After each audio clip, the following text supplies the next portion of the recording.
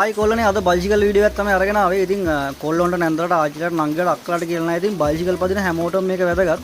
ඉතින් ඔයත් බයික් එකක් පදින කෙනෙක් නම් බයික් එක උදේට එහෙම ස්ටාර්ට් කරලා ෂෙනිකව එන්ජින් එකේ ඔයිල් ටික දුවන්නත් කලින් ඔයාගේ ගමන ගිහිල්ලා ඉවරද? ඉතින් එහෙමනම් පුරුදු වෙන්න එපා. කාගේ වුණත් කාගේ බයික් එකක් වුණත් ඔයාගේ බයික් එකක් වුණත් එහෙම පුරුදු වෙන්න එපා. උදේට හරි එන්ජින් එක සිසිල් වුණාම එන්ජින් එක කූල් වෙලා තියෙන වෙලාවක එන්ජින් එක ස්ටාර්ට් කරලා සිංගාලා යන්න පුරුදු වෙන්න එපා. අවම තරමේ RPM 1500කවත් විනාඩියක්වත් බයික් එක ස්ටාර්ට් එකේ තියන් ඉඳලා යන්න.